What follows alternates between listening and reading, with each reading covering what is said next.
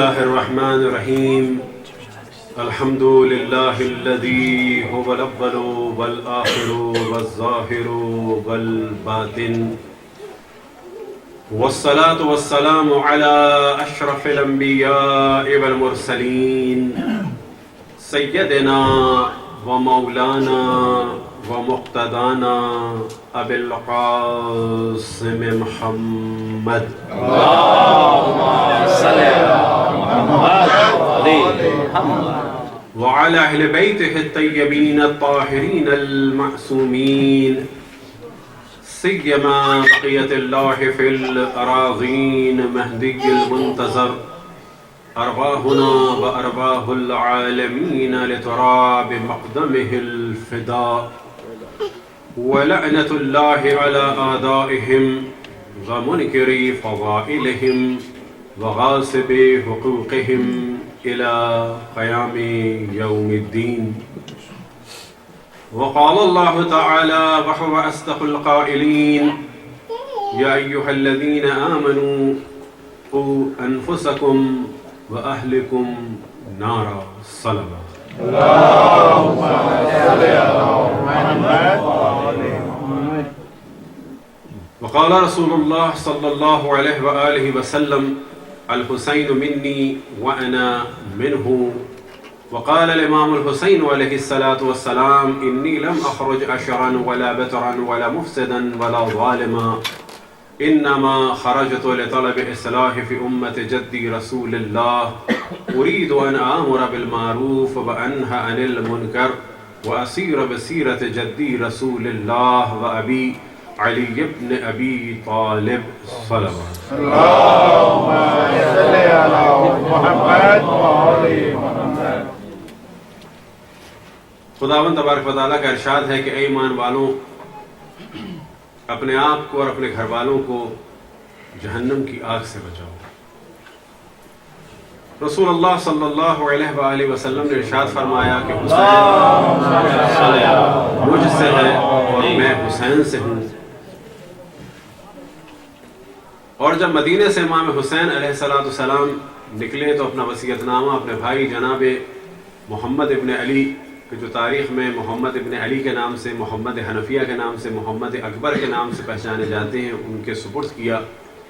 اور اس وصیت نامے میں مدینہ سے نکلنے کے ہدف اور سبب کی جانب توجہ دلائی اور ارشاد فرمایا کہ میں اکڑ، تکبر، فساد یا ظلم کے لیے مدینہ سے نہیں نکلا، میں صرف اور صرف اپنے جد رسول اللہ کی امت کی اصلاح کے لیے نکلا ہوں.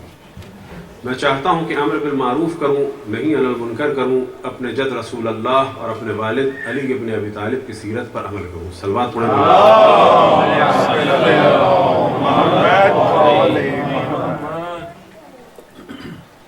یہ ایام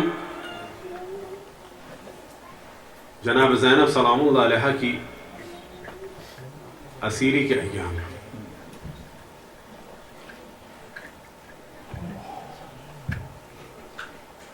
یہ وہ ایام ہیں کہ جس کے بارے میں خود عبید اللہ ابن زیاد ملعون بھی پریشان تھا اور عالم خوف میں تھا، کیونکہ اس کے لیے بھی اس چیز کا تصور مشکل تھا کہ اگر حضرت زینب اور حضرت ام کلثوم کو کوفے لایا گیا تو پھر کوفے کا حال کیا ہوگا.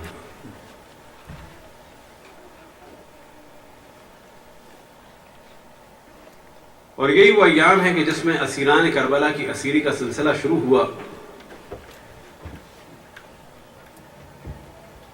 اور ایک نئے عنوان سے مصائب کا سلسلہ شروع ہوا. عاشور تک کے مصائب یا بالفاظ دیگر عصر عاشور تک کے مصائب کا تعلق خود امام حسین علیہ السلام سے بھی تھا، لیکن عصر عاشور کے بعد امام حسین علیہ السلام کے بظاہر تو مصائب ختم ہو گئے تھے، لیکن اس میں شک نہیں کہ جب تک حضرت زینب کے مصائب رہے تو امام حسین کے بھی مصائب جاری ہی رہے، اس صورت میں کہ جہاں جہاں جناب زینب سلام اللہ علیہ کو حضرت ام کلثوم سلام اللہ علیہ کو پھرایا گیا، وہیں امام حسین کو بھی پھرایا گیا، اس صورت میں کہ جگہ جگہ ان کا سر ساتھ تھا۔ اب ان موضوعات کو ڈسکس کرنا تو آسان ہے، لیکن تصور بڑا مشکل ہے، اور یہی وہ مصائب ہیں کہ جن کو یاد کر کے ہمارے زمانے کے امام گریہ فرماتے ہیں، اور ایک زیارت کے جو ان سے منسوب ہے، زیارت ناہیہ، البتہ زیارت ناہیہ بھی دو قسم کی ہیں، ایک میں امام حسین سے مخاطب ہو کے مصائب بیان ہوئے ہیں، اور ایک ایسی ہے کہ جس میں مصائب بھی بیان ہوئے ہیں اور شہدائے کربلا کے نام لے لے کر ان پر سلام بھیجا گیا ہے۔ اور اسی زیارت میں امام فرماتے ہیں وَلَا أَبْقِيَنَّ عَلَيْكَ بَدَلَ الدُّمُوعِ الدَّمْعَ، اے میرے جد امام حسین، زمانے نے مجھے مؤخر کر دیا، میں آپ کی نصرت نہ کر سکا، بس میں آنسوؤں کے بدلے خون سے گریہ کرتا ہوں۔ بلا شک ان تمام مصائب کے صاحب عزا، یعنی صاحب کرسا، مرکز عزاداری، مرکز ماتمداری، مرکز سوز و سلام و گریہ و نوحہ اور مرثیہ، ذات وجود مقدس امام زمان علیہ الصلوۃ والسلام۔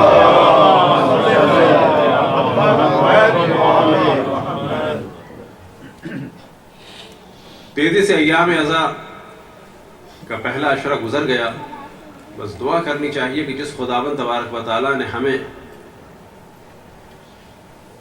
توفیق عطا فرمائی کہ اہل بیت علیہ الصلوۃ والسلام سے محبت کرے، اور اس محبت کے ذریعے سے اشرف الانبیاء کی رسالت کی اجرت کو ادا کریں،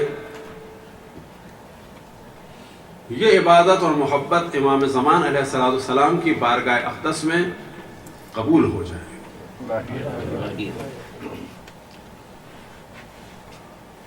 لیکن اس میں شک نہیں کہ ہم جیسی بھی عزاداری کریں، جیسی سے مراد یہ نہ فقط عزاداری، جو بھی عمل ہمارا ہو، کیونکہ چاہے ہم نماز پڑھیں، چاہے کوئی بھی عمل انجام دیں، ظاہر اس کے درجات ہوتے ہیں، لیکن امام زمان علیہ الصلوۃ والسلام کی بارگاہ اقدس میں بلا شک جناب سیدہ سلام اللہ علیہ سے محبت اور ان کے دشمنوں سے نفرت کا ایک خاص مقام ہے۔ مصائب بھی بیان ہوئے اور انشاءاللہ آج بھی بیان ہوں گے، کچھ تاریخ بیان ہوگی اور ساتھ ہی مصائب بیان ہوں گے، لیکن کچھ اور موضوعات بھی بیان ہوں کہ جو ہم نے قصداً، کیونکہ شروع میں بعض اور موضوعات بیان کر رہے تھے، تو آخر میں جب وہ موضوعات بچے تو وہ 8، 9 اور 10 تاریخیں بنتی، تو قصداً ہم نے ان کو ڈسکس نہیں کیا، کیونکہ بعض دفعہ پھر لوگ یہ سمجھتے ہیں کہ ان موضوعات کو ان دنوں میں نہیں بیان کرنا چاہیے تھا، اور وہ موضوعات ہیں فیملی سے ریلیٹڈ۔ اب فیملی سے ریلیٹڈ موضوعات کے لیے الگ الگ نشستیں تو ہم نہیں کریں گے، تو جو بھی خاندان سے ریلیٹڈ اہم موضوعات ہیں، لیکن اس کو بیان کرنے کا ہدف یہی ہے کہ امام زمان علیہ الصلوۃ والسلام کے جو ہم جاننے والے ماننے والے ان کے درمیان جو پرابلم ہو وہ سولو ہو، جو اخلاقی پرابلم ہیں، جو رسم و رسوم کے پرابلم ہیں، جو اقتصادی پرابلم ہیں جن کو ہم نے بنا لیا ہے پرابلم پیسے کے نام پر، اور جو دیگر پرابلم ہیں وہ بالآخر حل ہوں، اور ان چیزوں کا حل ہونا خود مذہب حق اہل بیت کے لیے اور شیعوں کے لیے یا بالفاظ دیگر اہل بیت کے چاہنے والوں کے لیے اچھا ہے۔ صلوات پڑھیں بر محمد۔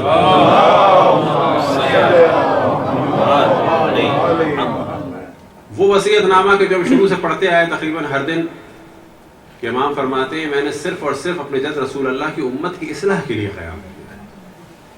اب اصلاح کے دائرے کو بہت مختصر نہیں کر دینا چاہیے کہ بعض دفعہ لوگ اصلاح کے معنی فقط نماز اور روزہ اور امر بالمعروف فروعات سے ریلیٹڈ لے لیتے ہیں۔ اصلاح کے معنی جو ہے بہت وسیع ہے، اس میں عقیدتی اصلاح بھی ہے، سیاسی اصلاح بھی ہے، اصول دین کی اصلاح بھی ہے، فروع دین کی اصلاح بھی ہے، رسم و رسوم کی اصلاح بھی ہے، خاندانوں کی اصلاح بھی ہے، ہر وہ چیز کے جس کا تعلق جو ہے امت محمدی سے ہے، اور اس میں جہاں بھی کوئی ٹیڑھ آ گیا، ٹیڑھا پن آ گیا ہے، جہاں بھی کوئی بھی پرابلم ہو گیا ہے، اس کو سالو کیا جائے، اس پرابلم کو، اس ٹیڑھے پن کو ختم کیا جائے، تاکہ ہماری قوم میں ایک رشد و نمو ہو۔ اب یہ کسی بھی عنوان سے ہو سکتا ہے، جس کا بھی تعلق ہے نیگیٹیولی یا پازیٹیولی امت سے، اس کو ڈسکس کرنا ہے، تاکہ وہ جو پازیٹیو چیز ہے وہ ہم مزید حاصل کریں، جو نیگیٹو ہے اس کو ہم دور کریں۔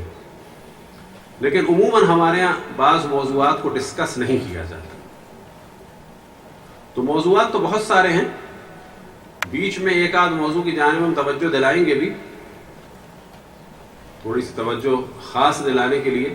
اور آج کی جانب ہم نے کہا تھا کہ آج انشاءاللہ جو مسائل بیان ہوں گے تو اس میں اگر ہم نہ کریں تو آپ یاد دلا دیجیے گا، اور نہ کل، کہ حضرت زینب صلوات اللہ وسلام علیہا کو اللہ تعالیٰ نے وہ کیا بلند مقام دیا ہے کہ جس کی وجہ سے ہم ان کا اتنا احترام کرتے ہیں۔ تو یہ جاننا بڑا ضروری ہے۔ اس موضوع کو ہم مسائل میں ڈسکس کریں گے۔ تو فیملی کا دار و مدار جو ہے وہ ہوتا ہے شروع، یعنی فیملی کا جو دار و مدار ہے اور جو فیملی بنتی ہے، ظاہر بچے بعد میں ہوتے ہیں، پہلے شادی ہوتی ہے،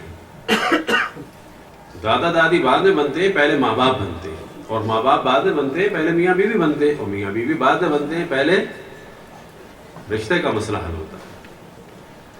تو شرعی اعتبار سے تو کوئی حرج نہیں تھا کہ اس کو ہم 7، 8، 9 کو بھی کرتے، لیکن عرفی اعتبار سے لوگ یہ سوچتے۔ لیکن ہاں، اگر ہمارے پاس یہ والا ٹائم نہ ہوتا تو ہم وہ بھی کر دیتے، کیونکہ وجہ کیا ہے کہ بقول ایک ہمارے استاد کے کہ جب کام کرنا ہو تو بس یہ سوچا کرو ثم ماذا، پھر کیا ہوگا، کیا اس کے بعد کیا ہوگا، یا جیسے اردو میں کہا جائے کیا کر لیں گے، تو زیادہ شور کرتے، ختم، خاموش ہو جاتے 2-4 آدمی، اس سے زیادہ کچھ نہیں ہوتا۔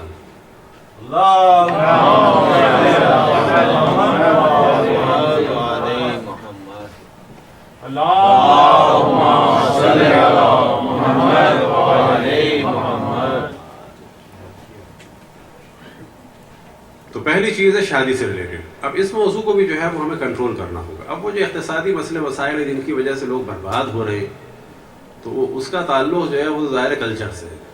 اب اس میں جو ہے وہ ہمیشہ کی طرح ہم کتاب مقدس اورات کو تو نہیں کہیں گے، اس میں جو ہے وہ بچوں کا، جوانوں کو بھی دخل ہے، فضول خرچیوں میں، شور شرابے میں تو ان کا بھی ہے، وہ چاہتے ہیں کچھ ہو۔ اب وہ جو حرام ہے وہ تو حرام ہے اور بڑی کلیئر ہیں چیزیں، لیکن عقل سے کام یہ لینا چاہیے کہ فضول چیز کے پیچھے اپنے آپ کو ضائع ہے۔ لیکن یہ والا موضوع بھی بعد میں آتا ہے۔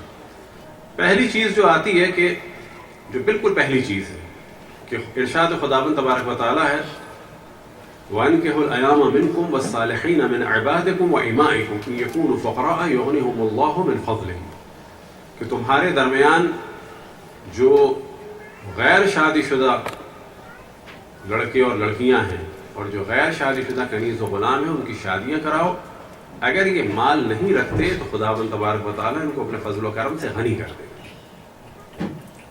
اب ہمارے یہاں اس موضوع میں جو ہے 2 شدتیں پائی جاتی ہیں۔ ایک تو بالکل وہ ہے کہ نہیں، ہمیں دیکھنا ہی نہیں ہے، اللہ پہ توکل کریں۔ ایسا کوئی توکل جو ہے اللہ نے نہیں بتایا۔ پہلے گاڑی کو، پہلے مثال دیتے، پہلے گھوڑے کو باندھو پھر توکل کرو۔ گھوڑا تو نہیں ہے یہاں پہ، پہلے آپ گاڑی کو لاک کریں، اس کے شیشے ویشے بند کریں، پھر توکل کریں۔ ایسا توکل نہیں کرنا چاہیے کہ بغیر تحقیق کے توکل ہو۔ اب اس میں شروع ہی سے پرابلم ہے تھوڑے سے، اور ان پرابلم کو جو ہے وہ ہر معاشرے کے اعتبار سے تھوڑا تھوڑا دیکھ کے مسئلے کو حل کرنا چاہیے۔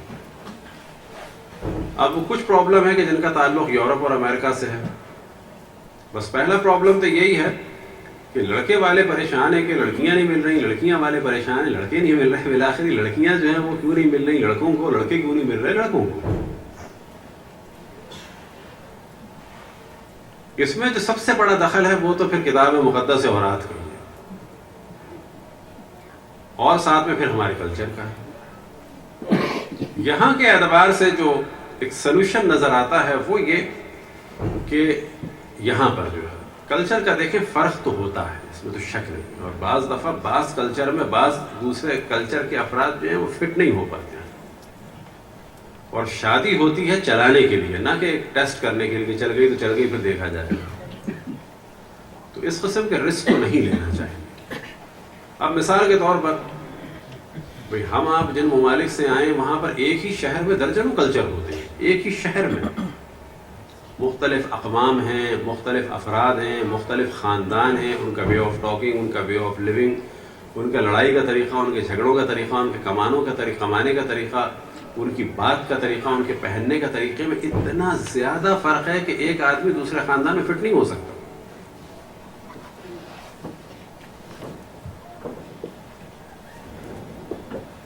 پھر ایک فرق ایسا آتا ہے کہ جو کلاس کا فرق ہوتا ہے تو ایک کلچر کے، لیکن وہ برانڈ کا مسئلہ ہے، وہ ایک الگ موضوع ہے، وہ تو یہاں پر بھی ہے.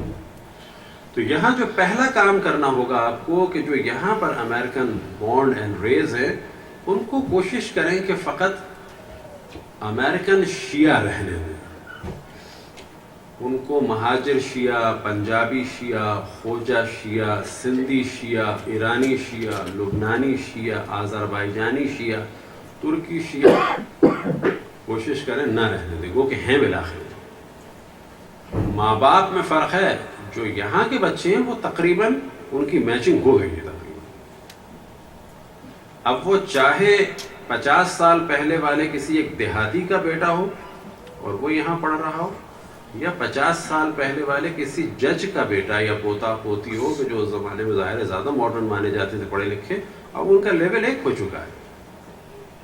اب کوشش کرنی چاہیے اس دائرے کو وسیع کریں تاکہ ان کے لیے پرابلم نہ ہو. حتیٰ آذربائیجانی، لبنانی، بحرینی، عرب کے لیے ایک آپ راہیں کھولیں. ہمیں آپ کو عجیب لگے گا کہ راہ مذاق کہیں کہ آپ کی سندن آپ سے مذاق نہ کرے، آپ کو عجیب لگے گا، اس کا مذاق ہی سمجھ میں نہیں آئے گا. وہ کیا رہیں گے، وہ عربی میں کہہ رہیں گے یا آذربائیجانی میں کہہ رہیں گے. لیکن لڑکے لڑکی کو نہیں پرابلم ہوگا، وہ امریکن ہے. پرابلم ہم لوگوں کو ہو رہا ہے، بڑی ایج والوں کو. یہ لبنانی ہے، یہ ایرانی ہے، یہ عرب ہے، یہ پنجابی ہے، یہ سندھی ہے، یہ وہ ہے. لڑکے لڑکی جو ابھی نئی جنریشن ہے وہ بالکل وہ ایک ان کا معیار ہے. وہ کہتے ہیں کہ ہم لوگ امریکن بورن اینڈ ریز ہیں. اب ازرائے مذاق جو ایک چیز ہمیں بڑی اچھی لگی تھی وہ بھی بتا دیں، لیکن ایسا قاعدہ کلیہ نہیں ہے. ایک دفعہ ہم سے کسی نے کہا کہ یہ تو ABC ہے، پتہ نہیں یہاں بھی سب جانتے ہوں گے. میں نے کہا یہ کیا ہوتا ہے؟ تو کہنے لگی ہوتا ہے امریکن بورن کنفیوز دیسی.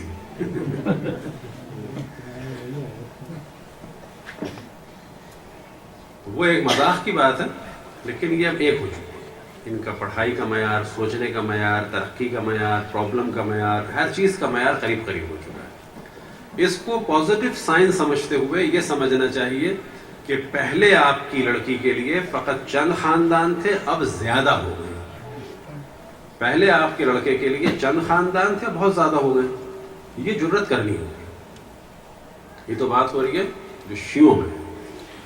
اب ایک اگلا مسئلہ آتا ہے کہ جو واقعاً ایک ایشو بنا ہوا ہے، اور اس کا جو ہے وہ ایک تو یہ ہے کہ جو نہیں اس کے فیور میں وہ بتائیں وہ کیا کر لیں گے، اور اسلام کیا کہتا ہے. وہ ہے یہاں کے گوروں سے شادی کرنا. یاد بھی رکھیں یہاں پر بھی جن کو ہم گورا کہتے ہیں وہ بھی کوئی جو ہے وہ فرانس کا ہے، کوئی آئرش ہے، کوئی جو ہے پولینڈ کا آیا ہوا ہے.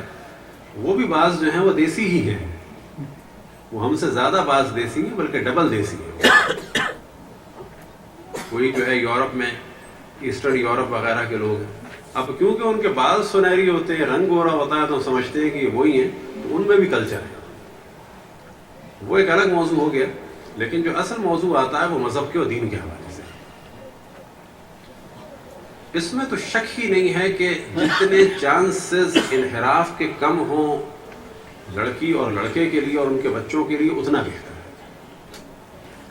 جتنا خاندان اور شجرہ پاک اور پاکیزہ ہو اتنا بہتر ہے. اس میں کوئی دوسرا کلام نہیں ہے.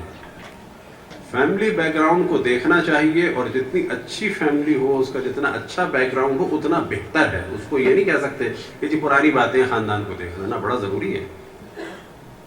کیونکہ لڑکی نے اسی خاندان میں جانا ہے یا ہمارے لڑکے نے اس لڑکی کے خاندان میں جانا ہے، اور وہ بہت زیادہ جائیں یا نہ جائیں یا تعلق رکھیں یا نہ رکھیں. مثال کے طور پہ لڑکی ممکن ہے نہ رہے ہماری, لڑکا ہمارے ان کے ساتھ نہ رہے, لیکن بالآخر وہ بچوں کے دادی دادا ہوں گے, بچوں کے نانی نانا ہوں گے, بچوں کے خالہ خالو ہوں گے, بچوں کے ماموں خالہ ہوں گے, پھوپھی چچا ہوں گے. اس رشتے کا ہم انکار نہیں کر سکتے, تو اس کو تو دیکھنا چاہیے. لیکن اب ایک مسئلہ آتا ہے بہت زیادہ کہ جو بڑا بول نہیں بولنا چاہیے, وہ آتا ہے کہ بچے ہی اکڑ جائیں کہ ہمیں یہی کرنا ہے, اور وہ کسی کے ساتھ بھی ہو سکتا ہے. کوشش کریں کبھی کسی کے ساتھ ہو تو زیادہ ایشو نہ بنائیں. اگر آپ کو ناگوار گزر رہا ہے امت محمدی کی وجہ سے, اہل بیت کی وجہ سے, تو 2 رکعت نماز حاجت پڑھے کہ اللہ اس نسل کی حفاظت کر. خالی کام اس سے نہیں چلتا. وہ دیکھا آپ نے جو سید کی بیٹی کہاں چلی گئی, دیکھا آپ نے ان کا بیٹا کہاں, اس سے نہیں کام چلتا. وہ ہماری ہی بیٹی ہے, وہ ہمارا ہی بیٹا ہے. اگر یہ ایک نسل خراب ہو گئی, ختم ہو گئی, یا ایک نسل چلی گئی, تو یہ نقصان ہو رہا ہے کس کا؟ امام زمان علیہ الصلوۃ والسلام کے چمن کا.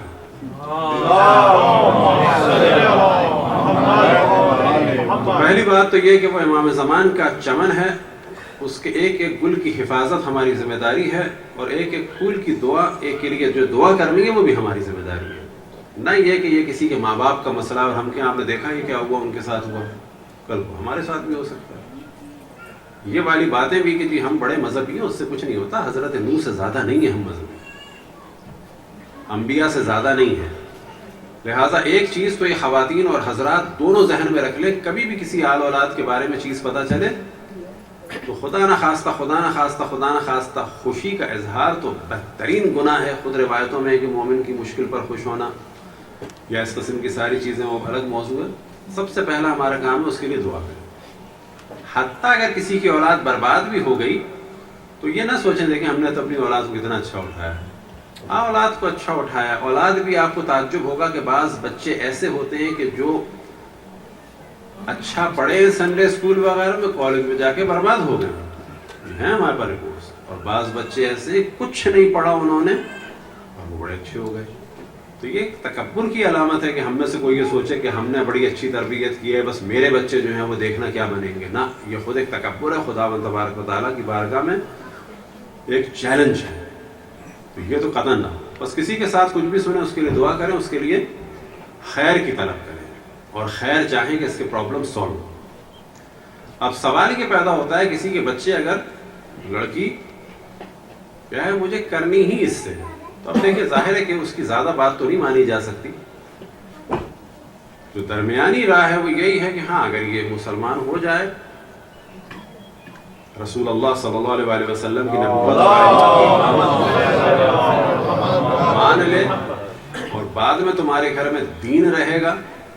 نہیں ہے کہ اس نے شادی میں تو کہہ دیا کہ لا الہ الا اللہ محمد رسول اللہ اور ائمہ کا نام لے دیا, وہ بھی اس مسلمان ہونے کے لیے یاد رکھیں کافی ہے. چاہے وہ عشق میں کہے چاہے وہ تحقیق کے بعد کہے, لیکن ہاں اس نے کہہ دیا. یہاں پر پھر یہ نصیحت کرنی ہوگی کہ اپنے بچوں کا خیال کرو. یہ نہ ہو کہ شادی کر لی اس کے بعد جو ہے وہ سب حرام بھی چل رہا ہے اور بربادی بھی چل رہی ہے, آل اولاد بھی بگڑ گئی. تو یہ ہمیں سمجھانا پڑے گا. ایک رائے یہ ہے کہ نہیں ہم اجازت ہی نہیں دیں گے. اب اگر بچے اتنے مطیع و فرما بردار ہیں کہ وہ واقعاً بات کو مان لیں تو بڑی اچھی بات ہے, لیکن اگر وہ نہ مانے تو کیا ہوگا؟ یعنی خود ابھی ایک آدھ پرابلم آئے تھے, اس میں یہ تھا کہ نہیں ان کا تو پڑھانا ہی نہیں چاہیے. ہم نے کہا ہمارے سامنے اگر ایک آدمی آئے کہتا ہے کہ وہ مسلمان ہو گیا, اس کو معلومات بھی ہے, ہمارے سامنے وہ اقرار کرتا ہے, قصہ ختم ہو گیا, اس کے لیے نکاح, اس کے لیے دفن ہونا جائز ہے مسلمانوں کے قبرستان میں, اس کا غسل و کفن ہم پر واجب ہے. اور یہی اسلامی شریعت ہے کہ جس نے اقرار کر لیا وہ مسلمان ہے.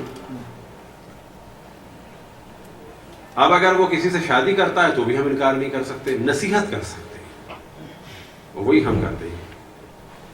روک نہیں سکتے کہ جی میں نہیں پڑھتا. تو اس چیز کو بڑا سیریس لینا چاہیے. یہ بھی ذہن میں رکھے کہ جہاں نئی کمیونٹیز ہوتی ہیں اس کو ایکسٹینڈ کرنے کے لیے اس قسم کے کام بعض دفعہ پازیٹیو بھی ہیں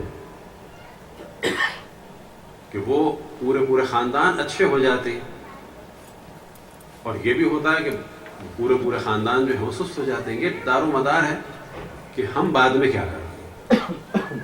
اب یہاں پر ایز اے بچوں کو جو کہا جائے گا وہ تو یہی کہا جائے گا دیکھو خود بھی اچھے مسلمان رہو، جو تم نے مسلمان کی ہے اس کو بھی مسلمان رکھو، یا جس کو مسلمان کیا ہے اس کو مسلمان رکھو، اپنے بچوں پہ توجہ دو.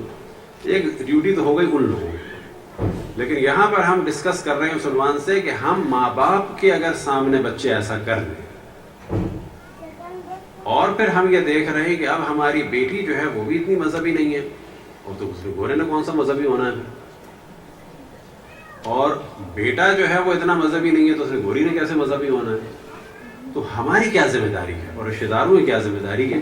تو اس کو ہم نے کئی جگہ ڈسکس کیا اور رشتہ داروں کو توجہ دلائی کہ اب آپ اپنی بھانجی کے بچوں کو بھانجی کا بچہ نہ سمجھیں کہ نہیں ہمارا کیا تعلق. آپ اس کو امام زمان علیہ السلام کے چمن کی ایک کلی سمجھیں اور یہ وہ کریں کہ جتنا ہم اس لڑکے پہ کہ جو دوسرے قوم قبیلے سے آیا ہے، جتنا اس لڑکی پہ کہ جو دوسرے دین و مذہب سے اور قوم قبیلے سے آئی ہے، ہم اتنی زیادہ اس کو محبت دیں، اتنے زیادہ ان کے پرابلم کو سولو کریں، اتنا زیادہ نا بچوں کو توجہ دیں. فرض کریں کہ ہم اپنے بھانجی بھانجاؤں کے بچوں کو بہت نہیں کرتے ہمارے کلچر میں فرض کریں، لیکن اب کیونکہ اس کا باپ گورا ہے، کیونکہ اس کی ماں گوری ہے، بیونڈ دا لمٹ جا کے ان کے ساتھ کریں. صرف کس لیے کہ اتنا اچھا ان کے ساتھ کریں، اتنا نزدیک انہیں ہم اپنے کر لیں کہ اہل بیت علیہ السلام کے اثرات وہاں پر منتقل ہوں. نہ اس وجہ سے کہ یہ بھانجی، اور باہر کوئی بھی ہمارے اپنی بھانجی کے بچوں کے پاس روز نہیں جاتا، کون جاتا ہے ہمارے، نہ پاکستان وغیرہ میں نہیں یہاں، لیکن اس کے ساتھ آپ زیادہ کریں. کیوں؟ تاکہ وہ بچے جو ہیں وہ کیا کہیں کہ ہمارے تو بزرگ یہ تھے اور ہمیشہ ہمیں محبت دیتے تھے اور لاتے تھے اور لے جاتے تھے. وہ لڑکی اگر مجلس میں نہیں آ رہی سست ہے، آپ اس کے بچوں کو لے آئیں. یہ تصور کہ یہ ذمہ داری ہے میرے بہن کی، تو ان کے بچے ہیں نا، یہ ذمہ داری ہے مومنین کی. وہ بہن کی بچی ہے اپنی جگہ، بہن مذہبی نہیں ہے اپنا پرابلم، بہن سست ہے اپنا پرابلم، بہن کی بچی یا بیٹا کے جس کے ساتھ یہ سب کچھ ہوا ہے ان کا اپنا پرابلم. ہم جو ہے ماموں بن کے یا خالہ بن کے یا چچا بن کے یا پھوپھی بن کے رشتہ دار بن کے نہیں، بلکہ چمن امام زمان کے خدمت گزار بن کے ان لوگوں کے لیے کام کریں تاکہ وہ ادھر آ جائیں. وہ اگر توجہ نہیں دے رہے سیٹرڈے اسکول سنڈے اسکول میں، تو آپ توجہ دے دیں، کیونکہ یہ بچے اگر کچھ یاد کریں گے تو جو ثواب ماں باپ کو ملنا تھا اور انہوں نے وہ ثواب حاصل نہیں کیا، وہ آپ کو ہمیں مل جائے گا. یہی والی آپ روش رکھیں کس کے ساتھ کہ بعض کمیونٹی کے وہ لوگ کہ جو اپنے بچوں کو لانے میں اتنے سینسٹیو نہیں ہیں، اور آپ میں سے بعض لوگ کہ آپ کے بچے یہاں نہیں آتے، بڑے ہو چکے ہیں. اگر آپ کے پاس ٹائم ہے تو آپ یہ سوچ کے نہیں کہ جی میری جو اپنی ذمہ داری تھی میں نے تو بڑے اچھی طریقے سے پوری کی، یا یہ کہ میری کوئی ذمہ داری نہیں ہے.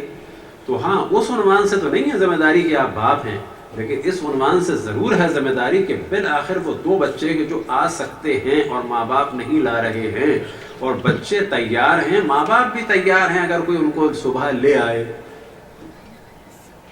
اب اگر ہفتے میں ایک دن یہ کام کسی نے کر دیا کسی کے بچوں کے ساتھ کہ آپ میں سے ایک بزرگ نے کہا کہ صحیح ہے ان کا مسئلہ ہے ایسا، میں صبح تو فارغ ہو ہی جاتا ہوں، تھوڑی سی اس میں گیس لگے گی، 15-20 منٹ کا ادھر ادھر مسئلہ ہوگا، میں بھی آ کے بیٹھ جاؤں گا. یہ 4 بچے اگر کچھ سیکھ گئے اس سیٹرڈے یا سنڈے اسکول سے میرے لانے کی وجہ سے، تو عنقریب مجھے مرنا ہے. اور جب تک ان کی نسل میں اور ان کے ذہن میں اور ان کے خاندان میں وہ چیز رہے گی جو انہوں نے سیٹرڈے اسکول میں سیکھی، اس وقت تک مجھے بھی ثواب جاریہ ملتا رہے گا. تو اس نگاہ سے بھی دیکھنا چاہیے کہ ہم اپنی آخرت کے لیے کام کر رہے ہیں. نہیں، ہمیں اس کا تعلق نہیں ہے کہ اس کا باپ کیسا ہے، وہ ہمیں سلام کرتا ہے کہ نہیں کرتا، ماں اس کی ہمیں سلام کرتی ہے کہ نہیں کرتی.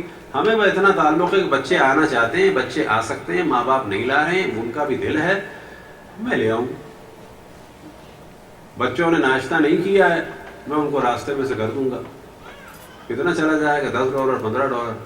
اب اگر یہ بچے اچھی طریقے سے پڑھ لیں گے اس دن، اور جب تک ان کے خاندان میں اس دن کی تعلیم رہے گی، فرض کریں اس دن کی نماز رہی، اس دن کا ائمہ کا نام یاد کیا ہوا رہا، تو سمجھیں کہ یہ ساری محنت جو ہے وہ سوارت ہو گئی. کیونکہ ہم نے تھوڑا سا ٹائم لگا کے، تھوڑی سی محنت لگا کے، خود تو نہیں پڑھایا لیکن چند بچوں کو اہل بیت کے لیے تیار کر دیا. صلوات پڑھیں پر محمد والا.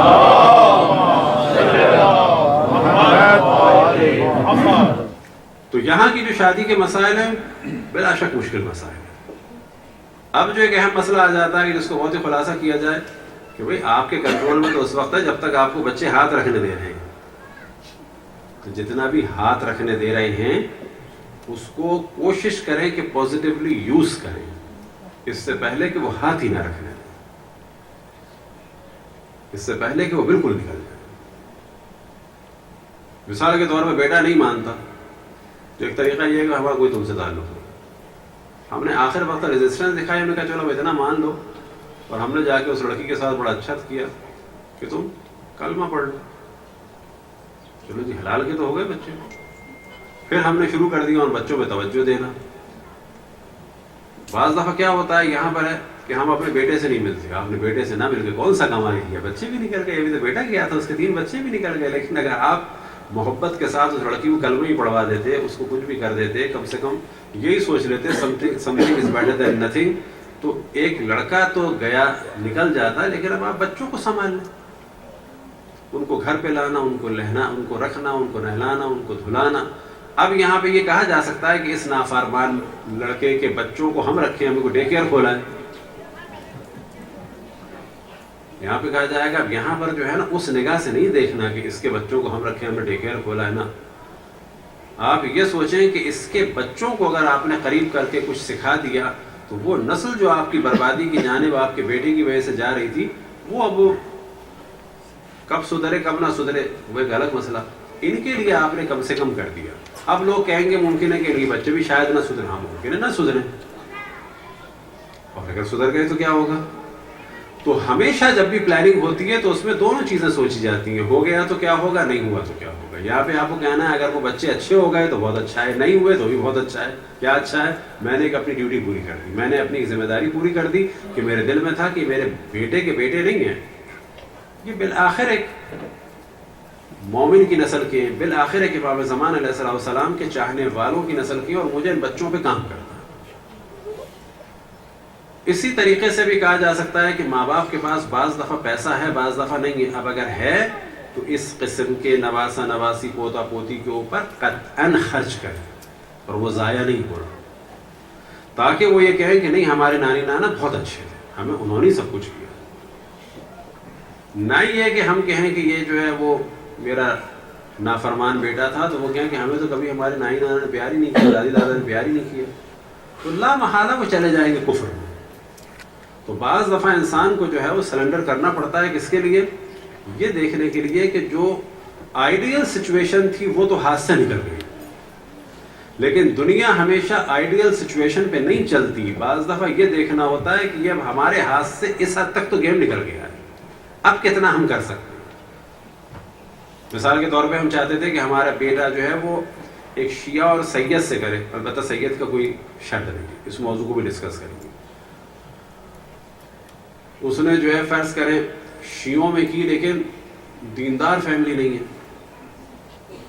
اس حد تک گیا نا، اب ہم دوبارہ اور محنت کی کوشش کریں، کیونکہ اگر وہ انتہائی لڑکی دیندار ہوتی تو ہماری ذمہ داری کم ہو جاتی. اب وہ لڑکی بے دین قسم کی ہے، اب ہم کم سے کام پڑ گیا. اب وہ لڑکی شیعہ نہیں ہے، اب یہ امکان بڑھ گیا اگر ہم نے بچوں پہ توجہ نہیں دی. پہلے والے کیس میں اگر ہم نے توجہ نہیں دی تو بچے کم سے کم اگر نماز نہیں پڑھیں گے تو امام بارگاہ میں تو ضرور آئیں گے عاشور کے دن. لیکن دوسرے والے کیس میں کیا ہوگا؟ توجہ نہیں دی تو وہ نماز بھی دوسرے مذہب کی پڑھ سکتے ہیں اور امام بارگاہ کے بھی باغی ہو سکتے ہیں، کیونکہ ہم اس کی ماں کے باغی ہیں. بچے اپنے ماں باپ کو دیکھتے ہیں، یاد رکھیں. بچے یہ نہیں دیکھتے کہ ہماری ماں حق پہ تھی یا باپ حق پہ تھا، وہ دیکھتے ہیں کہ ہمارے باپ کا مخالف کون، ہماری ماں کا مخالف کون. ان کا چھوٹا ذہن ہوتا ہے. اب اگر وہ اور زیادہ حالات خراب ہیں، اگر ادھر سنی ہے وہ تو ظاہر ہے ہمارے بچے سنیوں میں چلے جائیں گے زیادہ. لیکن اگر وہ کرسچین ہے تو کیا ہوگا؟ اور خطرہ بڑھ گیا، بس اور ہماری ذمہ داری بڑھ گئی. تو یہ ہمیشہ سوچنا چاہیے کہ بدترین حالات میں ہم بہتر سے بہتر کیا کر سکتے ہیں، اور امت رسول اللہ کے لیے بہتر سے بہتر ہم کیا کر سکتے ہیں. صلوات پڑھیں بر محمد والے.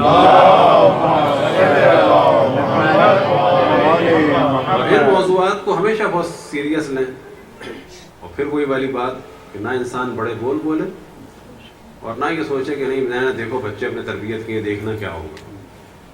ایک دم سے انسان کا جو ہے وہ ذہن بدلتا ہے. اب وہ موضوع کے جو ہم نے ابھی ہلکا سا ڈسکس کیا سید وغیرہ سے، سید غیر سید تو کوئی مسئلہ نہیں ہے، یہ خالی ایشو ہے انڈیا پاکستان. اور انڈیا پاکستان میں جو سید اس ایشو کو بناتے ہیں وہ تو بناتے ہیں، وہ جو جعلی سید ہے وہ بہت زیادہ بناتے ہیں. ہم نہیں کہہ رہے کہ سارے جعلی سید ہی بناتے ہیں، اصل میں انہیں ایک شوشہ چاہیے ہوتا ہے کہ کس طرح سے ہم شو کریں. زیادہ جو شور کرتے ہیں، ہمیشہ نہیں، سید بھی شور کرتے ہیں، زیادہ جو شور کرتے ہیں وہ کرتے ہیں کہ جن کا سید ہونا یقینی ہے کیونکہ ہمارے سامنے ہوا ہے. بقول کسی کے کہ ان کے آپ کو سید ہونے کا پتہ ہے، قسم لے لو مجھے یقین ہے کہ یہ سید ہے تو میرے سامنے ہوئی. یعنی کہاں نہیں پتا مجھے، یہ سنا ہے 1000 سال سے 2000 اپنے 1000 سال سے 500 سال سے پتہ نہیں اس علاقے میں سادات ہیں، ممکن ہے جھوٹ بولنا ہمیں کیا پتا، لیکن یہ آدمی تو میرے سامنے ہوا. وہ جو ہمارے سامنے والے ہوتے ہیں وہ زیادہ شور مچاتے ہیں، انہیں اصل میں ایک شوشہ چاہیے. اور جو سب سے زیادہ ان کو شوشہ نکلتا ہے وہ اس میں نہیں نکلتا کہ سیدانی کھانا نہیں کھا رہی گھروں میں کام کر رہی ہے، نہیں، وہاں نہیں غیرت آتی. سیدانی بے پردہ ہے اس میں بھی غیرت نہیں آتی. سیدانی گانا گا رہی ہے تو خوشی سے کہتے ہیں پتہ ہے سنگر شیعہ ہے. سیدانی فلم ایکٹر ہو تو بعض خوشی سے گنواتے ہیں یہ بھی شیعہ ہیں، یہ بھی شیعہ ہیں، یہ بھی شیعہ، سے دعا کر کے اور ہو جائیں گے. کراچی میں کراچی کی جیل میں ایک مسجد تھی، باقاعدہ مسجد ہے، اللہ کا شکر ہے کراچی کی جیل میں جو ہمارے شیعوں کی بھی ہیں. ایک دفعہ ہمیں یاد ہے خود ہم نماز جمعہ پڑھانے گئے تو اس میں ایک دو بڑے سیاستدان بھی تھے. اب ظاہر کم لوگ تھے تو بعد میں نے مذاق میں کہا کیا کرتے سن، دعا کرتے کہ زیادہ لوگ ہوں جیل میں تاکہ مسجد کی سطح بھرے. تو سب ہنس رہے تھے. ہم نے کہا کتنا عجیب ہے کہ عام مسجد میں کہتے ہیں اللہ اس کی صفحے بھر، اب جیل میں ہمیں افسوس ہو رہا تھا صفحے نہیں تھی. تو در حقیقت جو ہے افسوس کی جگہ نہیں، خوشی کی جگہ. اللہ کا شکر ہے صفحے نہیں ہے، اللہ کا شکر ہے جو ہمیں بڑے کمرے کی ضرورت نہیں پڑ رہی. لیکن اگر ایسا ہو جائے کہ کہا جائے کہ وہ کمرہ چھوٹا پڑ رہا ہے ماشاءاللہ، جو 83 میں بنی تھی تو خالی 20 ہوتے تھے، اب تو ماشاءاللہ 400-600 ہو گئے. تو بالکل ایسی بعض لوگ بڑے آرام سے فخر سے سناتے ہیں یہ بھی شیعہ ہیں، یہ بھی شیعہ ہیں، یہ بھی شیعہ ہیں. کون سی فخر کی بات ہے؟ تو جتنے ایسے لوگ ہیں انہیں وہاں نہیں غیرت آتی. سیدانی دربدر ہو وہاں بھی غیرت نہیں آتی کہ سہم سادات دے دے. ان کو ساری غیرت کہاں پر آتی ہے؟ اگر وہ کہیں شادی کر لے. عقل و شعور کا ان لوگوں کا عالم یہ ہے کہ ہم کوئی زلجنے کی مخالفت نہیں کرتے، زلجنہ آپ بنائیں، لیکن آپ سے سوال کیا جائے. بہت واضح سوال ہے، اس قسم کے بولڈ سوالات ہونے چاہیے. زلجنہ کیا امام حسین کی نسل سے ہے؟ نا، معاذ اللہ ایسا تصور بھی نہیں ہو سکتا. خود یہ زلجنہ کی نسل سے ہے، وہ بھی نہیں ہے. زلجنہ کا احترام کریں، آپ بے شک زلجنہ بنائیں غم امام حسین کو اجاگر کرنے کے لیے. لیکن سوال یہ پیدا ہوتا ہے کہ اس میں ہمیں کھل کے بات کرنی ہوگی کہ وہ مومنین کے جو زلجنے کو ایئر کنڈیشن دینے کو تیار ہیں، انہی کے گاؤں میں امام حسین کے بچے اور بچیاں بھوکے ہیں. بالآخر سوچنا چاہیے کہ نہیں سوچنا چاہیے کہ اس کو زیادہ اہمیت دیں یا اس کو زیادہ اہمیت ہے؟ بعض دفعہ لوگ سوچتے ہیں شاید عقیدہ خراب کیا جا رہا ہے اس سے. نا، عقیدہ نہیں خراب کیا جا رہا، عقل کی بات ہے بالکل، یہ عقل و شعور کی بات ہے بالکل. یہ آپ زلجنے کو سایہ دے دے کافی ہے. ہاں، کسی بھی جانور کو دھوپ میں رکھنا گناہ ہے. جو جانور بندھا ہوا ہے اور ہماری کسٹڈی میں ہے اس کے کھانے پینے کا، سردی گرمی کا خیال رکھنا فقہ جعفری میں واجب ہے. اور پھر بتائیں کہ اس وقت زلجنے کی مخالفت بات نہیں ہو رہی، یہ عقل و شعور کی بات ہے. مثال کے طور پر گاؤں کا یا شہر کا ایک آدمی کہتا ہے کہ مجھے اللہ نے پیسہ دیا ہے، یہ جو پورا مسجد کا صحن یا جو پورا وضو خانہ غسل خانہ ہے اس میں ماربل لگا ہوا تھا اچھا ہے یا ٹائل لگا ہوا تھا، ان سارے ٹائل کو توڑ کے میں چاہتا ہوں کہ 20 لاکھ کے اس میں ماربل لگا دوں یا 30 لاکھ کا گرینائٹ لگا دوں. تو ہم مسجد کے مخالف نہیں ہیں، ہمیں اس کو ایک شعور ڈیولپ کرنا چاہیے کہ بھائی مسجد میں نماز بھی چل رہی ہے، کوئی ایسی توہین بھی نہیں ہو رہی، ٹائل وائل بھی خراب نہیں ہے، یہ تھوڑا پیسہ جو ہے کوئی نسل امام حسین پہ لگا دو تو کہ امام حسین ناراض ہو جائیں گے؟ تو پھر میں تیسری چوتھی دفعہ کہوں گی یہاں پر کوئی ذوالجنے کی توہین نہیں ہو رہی. ہاں اب اگر وہ کہتا ہے کہ ذوالجنے کا مقایسہ ہو رہا ہے سید سے، تو حقیقت یہ ہے کہ ذوالجنے اور سید کا کوئی مقایسہ نہیں ہو رہا. مقایسہ کیا جائے تو نسل امام حسین قطعاً مقدم ہے، کوئی شک نہیں ہے اس میں. یہاں پر یہ والی سوچ کہ یہ بات ہی نہیں کرنی چاہیے تھی، نہیں، یہ تو بات کرنی چاہیے کہ پاکستان میں گاؤں میں انتظامیہ کو چڑھانے کے لیے، یا یہ کہ واقعی ان کی دل کی سزا ہوگی مولانا کی کہ جب سارے ٹرسٹیز وغیرہ بیٹھے تھے تو مولانا نے مختلف دعائیں پڑھائیں. اس میں ایک دعا یہ بھی تھی کہ اللہ مومنین کو صحت و سلامتی دے، مومنین کو شفا دے، یا اللہ تو مجھے گھوڑا بنا دے. یہ واقعہ ہوا. اب انتظامیہ نے کہا یہ کیا مولانا دعا ہے؟ کہنے لگے آپ دیکھیں کتنے خدمت گزار آپ نے لگائے، میرے بچوں کو کھانے کو نہیں ہے، کاش میں بھی ہو جاؤں، اسے میں ذوالجنے کی طرح کھڑا ہو جاؤں گا. کیونکہ آپ کے نزدیک نماز کی، روزے کی، اصول دین کی، فروع دین کی، یا پھر ہم چوتھی دفعہ عرض کریں تو ذوالجنے کی مخالفت نہیں ہو رہی، ہر چیز کے ساتھ اتنا کرنا ہے جتنی اس کی اہلیت ہے. ذوالجنہ کتنا ہی مقدس صحیح نسل امام حسین نہیں ہے قطعاً، اور اس میں کوئی ہمیں خوف نہیں کرنا چاہیے بولتے ہوئے یا سوچتے ہوئے. پاکستان میں جوہلا کی وجہ سے زبانیں بند ہو چکی ہیں، ہم تو خیر وہاں بھی بولتے تھے. کتنا بھی وہ اہم ہے، اور ہم کہہ رہے ہیں اچھا ہے، عزاداری امام حسین کو اگر آپ پروموٹ کرتے ہیں بہت اچھا ہے، لیکن بلا شک اس کا مقابلہ کسی سیدانی یا سید سے، حتیٰ غیر سید سے نہیں ہے. کہ جو امام حسین کا فالوور ہے شیعہ، اس سے مقایسہ نہیں ہے اس کا. حتیٰ یہاں پر بات آ جاتی ہے کہ دیکھنا چاہیے اور اس میں ہمیں شعور بنانا پڑے گا کہ اس وقت زیادہ ضروری کیا ہے. ایسے ایسے افراد ہیں چیٹر کہ ہر سال جو ہے وہ پاکستان وغیرہ میں بھی 30 سے 40 لاکھ کی جو ہے وہ زیارتیں اور حج کرتے ہیں. 30-40 لاکھ ان کو اپنے غریب رشتہ داروں کے لیے، حتیٰ سگے بہن بھائیوں کے لیے جو ہے وہ توفیق نہیں ہوتی کہ حتیٰ اس میں سے 10,000 دے دیں. ہم تو یہ بھی نہیں کہتے، ان کو اللہ نے اتنا دیا ہے کہ ان سے تو یہ بھی نہیں کہنا چاہیے کہ حج نہ کرو اور ان کو دے دو. انہیں تو ہمیں کہنا چاہیے چلو حج کر رہے ہو کرو، ان کو بھی دے دو. وجہ کیا ہے کہ ان کے شعور کو ڈیولپ ایسے کیا گیا ہے کہ ثواب کیا ہے حج ہے، ثواب کیا ہے عمرہ ہے. بقول ایک تاجر کے کہ کراچی کے ایک سے چیٹر قسم کے تاجر سارے سال جو ہے وہ چیٹنگ کرتے ہیں، اور پھر اس کے ماہ رمضان کے بعد عمرے پہ جاتے ہیں. عمرے کے بعد آئے کہتے ہیں کہ اللہ نے جو ہے وہ بڑا مقام دیا، اللہ نے جو ہے بڑی توفیق دی، اللہ کا بڑا شکر ہے، اللہ نے بڑا نوازا، اللہ نے یوں کیا، اللہ نے یوں کیا، اللہ نے یوں کیا. مکے اور مدینہ میں جو ہمارا ہوٹل تھا، کمرہ بالکل خانہ کعبہ کے سامنے تھا، بالکل مسجد نبوی کے سامنے تھا. سارے سال چیٹنگ کرنے والا آدمی مطمئن ہے کہ مکے مدینے میں ایک سامنے ہوٹل لے کے کہ جس کی کھڑکی جو ہے وہ مسجد الحرام یا مسجد نبوی میں کھلتی ہو، تو مطمئن ہو گئے کہ اللہ رسول خوش ہو گئے. عیناً یہی کیفیت کس کی ہے کہ اگر یہ بات کی جائے تو وہ لوگ کیا کہتے ہیں کہ آپ حج کے خلاف ہو گئے، عمرے کے خلاف ہو گئے. نہ، حج اور عمرہ تم کرو دیندار لوگ، یا آدمی جس نے ساری سال جو ہے لوگوں کا خون چوسا ہے ذخیرہ اندوزی کے لیے، مطمئن ہے کہ لوگوں کا خون چوس کے اب جا کے مسجد نبوی کے سامنے کھڑکی لے کے جو ہے بیٹھا ہے تو اللہ رسول خوش ہو گئے. عیناً یہی کیفیت ہمارے ہاں. یہ خام خیالیاں ہیں. یہ نتیجہ کس چیز کا ہے؟ کم علمی کا ہے، بے شعوری کا ہے. یہ بالکل ایسا ہے کہ آپ کہیں کہ میں نے اپنے بیٹے کو جو ہے وہ بڑا زور کر رہا تھا کہ مجھے فیس دے دیں، میں نے فیس نہیں دی اس کو، اور خیر ڈیٹ نکل گئی، اس کی پڑھائی تو رہ گئی، میں نے اس کو گاڑی دلائی بڑی اچھی. کون آدمی آپ کو کہے گا کہ آپ نے اچھا کام کیا؟ ہر آدمی آپ سے کہے گا کہ شرم کرو، بیٹے کو فیس دے دیتے بجائے گاڑی دلانے کے. تو یہ کیا ہے فرق؟ گاڑی اچھی چیز ہے لیکن فیس اس سے زیادہ اچھی چیز. آپ کہیں کہ میں نے نہیں علاج کرایا اس کا، اب جب اپاہج ہو گیا بہترین گاڑی اس کو لے کے دی میں نے، آٹومیٹک ہے، ایسے چڑھتا اوپر ویل چیئر کے ساتھ. یہاں پہ کہا جائے گا تم نے اس کو ویل چیئر تک پہنچا دیا، اب تم اس کو دے رہے ہو گاڑی.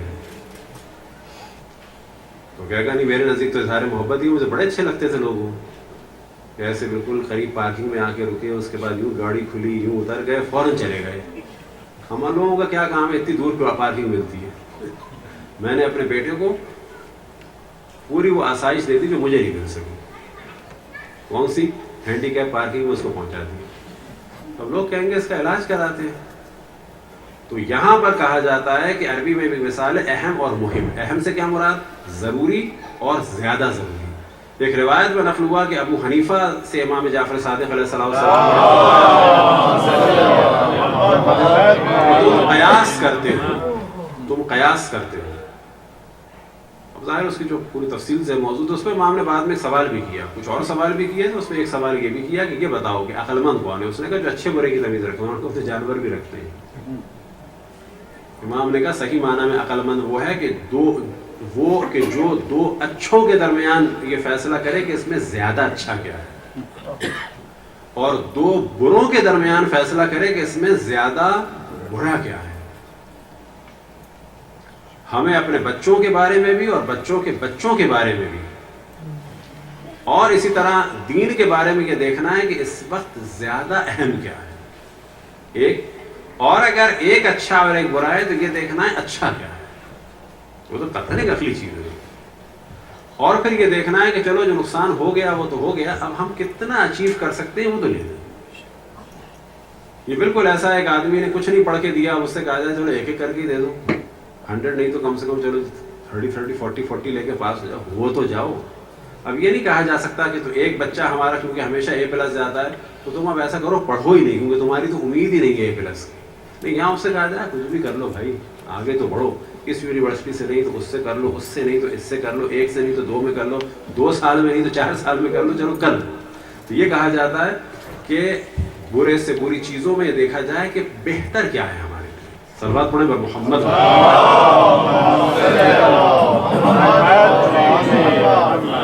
क्योंकि हमने ज्यादा इस वक्त फोकस किया इस सोशल इशू को, अब इसमें ये जहन में रखें कि और फिर हम मसाइब की जानिब बल्कि तारीख की जानिब आगे बढ़े कि एक अहम तरीन काम को जो हमारे यहाँ लोग बुरा समझते हैं और बाज़ दफ़ा बड़े आराम से कह देते हैं कि हमारा काम कोई शादियाँ कराना है, कोई शादी कराने वाले हैं। और फिर इंडिया पाकिस्तान में लफ्ज़ इस्तेमाल होता है मशाता। मशाता जो है वो ये अरबी का लफ्ज़ है और वो है माशिता, और माशिता कहते हैं ब्यूटिशन। उस ज़माने में जो ब्यूटिशन ख़वातीन थी इधर उधर जाती थी तो वो शादियाँ भी कराती थी। अब आया शादी की उजरत लेना, कोई मुज़ायक़ा नहीं। एक ये भी कल्चर डेवलप करना होगा कि अगर वो मोमिनीन के जो राजदाराना तरीके से और फोटोओं को संभाल के रखते और शादियाँ कराते, कोई मुज़ायक़ा नहीं, क्योंकि उनका दायरा बहुत वसी है, हमारा दायरा महदूद है। अगर वो उसके बदले पैसे मांगते हैं तो आप दें, क्योंकि पूरे दूसरे शहरों में आप और हम नहीं जा सकते अपने बच्चों के लिए, वो बता सकते। इसके कल्चर को भी बनाना हो कोई बात नहीं, अच्छा है, लेकिन एक सेफ साइड के साथ। इसी तरीके से आपस में खुश शादियां कराना, याद रखें बहुत बड़ा सवाब है, बहुत रवायात में इसकी ताकीद है। और खुद जो हमने आयत पढ़ी सो कुरान मजीद में असल हुक्म यही है, वानकिहुल अय्यामा मिनकुम वस्सालिहीन मिन इबादिकुम व इमाइकुम। ये जो हुक्म फ़कत माँ बाप के लिए नहीं है, माशरे के लिए है कि वो लड़कियां जिनकी शादियां नहीं हुई, वो लड़के जिनकी शादी नहीं हुई, वो कनीज़ व ग़ुलाम जिनकी शादी नहीं हुई, वो कि कनीज़ व ग़ुलाम नहीं है। ये जो हुक्म है हम सब मोमिनीन पर है, ना फ़कत बच्चों के लिए। ये मोमिनीन पर हुक्म है, मोमिनीन के लिए इनकी शादियां कराओ। और ये बेहतरीन इबादत है। अगर इसको आप सोशल तरीके से भी देखें, लड़की अपने घर की हो जाएगी, लड़का अपने घर का हो जाएगा, ये गुनाहों से बच जाएंगे। इसकी माँ को डिप्रेशन है, उसका डिप्रेशन ख़त्म हो जाएगा। लेकिन ये सोच के करना है कि ये चमन है इमाम ज़मान अलैहिस्सलाम का, ये सोच के नहीं करना है इसकी माँ बड़ी अकड़ दिखाती थी, एमके का पर्स ला के ऐसे हमको दिखाती थी, हम नहीं इसको लड़की बता रहे। इसकी माँ नक्शे दिखाती थी, ये एक प्रॉब्लम होता है। हमें देखना चाहिए इसकी माँ कुछ करती थी, हम अपना काम करें। बाज़ दफ़ा प्रॉब्लम क्या होता है, हसद होता है। भाई डॉक्टर का रिश्ता आया है, तो हमारी तो बच्ची 4 साल की है, तो कैसे कराएंगे, या डॉक्टर को इसके लिए बिठा के रखेंगे, या अपनी 4 करके जो है वो 4 दे दें, 16 साल की बना के डॉक्टर को दे दें, हो ही नहीं सकता भाई। तो हसद किस चीज़ का है? करने तो जो हो रहा है, इस डॉक्टर की शादी कहीं तो होगी दुनिया में, इससे। लेकिन बाज़ दफ़ा ज़ाहिर में हसद सा होता है, ये है तो अच्छा लेकिन इनको नहीं बताएंगे, हम बता दें, या ये शुक्रगुजार होंगे या कुफरान करेंगे, फिर भी हमारी तौहीन करेंगे, वो उनका ज़र्फ है। لیکن جو ثواب ہے ہمارا وہ محفوظ رہے گا. یہ عورت جتنی ہی بدتمیز صحیح، اس کا جو ڈپریشن ہم نے ختم کیا ہے، اس کا جو پرابلم ہم نے سالو کیا، اس کا ثواب ہمیں ضرور ملے گا، چاہے وہ مزید بدتمیز ہو جائے کہ کل تو ایک چیز پہ اتراتی تھی اب ڈاکٹر پہ اترا رہی ہے، اس نے جلایا ہم نے، اکڑ ہمیں دکھا رہی ہے. اور یہ سب کچھ ہوتا ہے، کرائیں گے آپ، اور ممکن ہے ایک رسم میں بھی آپ کو نہ بلائیں، سب ہوتا ہے سب کچھ. لیکن یہ ساری چیزیں ہمیں سوچنی ہے کہ ہم در حقیقت چمن امام زمان علیہ السلام کے لیے کام کر رہے ہیں.